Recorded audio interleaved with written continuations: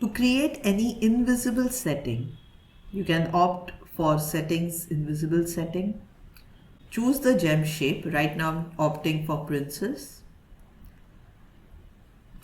Choose the gem size. So let's say I opt for 1.6. By default, the spacing between two princes I have maintained at 0.1.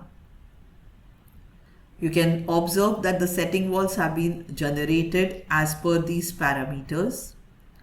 If you increase the rows or columns, the number of setting walls will accordingly be adjusted.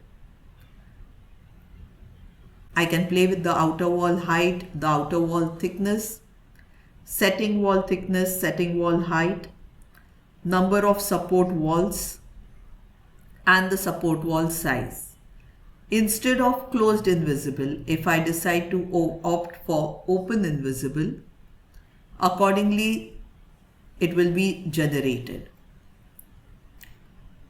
If it is a closed invisible, I can also specify the outer wall height.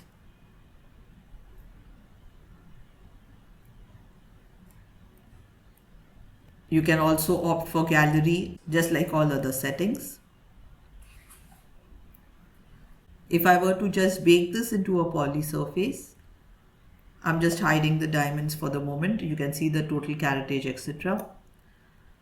You'll be able to see that this is a poly surface as mentioned. So in case you want to chamfer these walls, go ahead and chamfer it like any other rhino surface edge.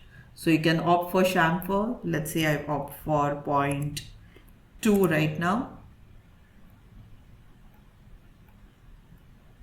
And it will be created like any rhino output.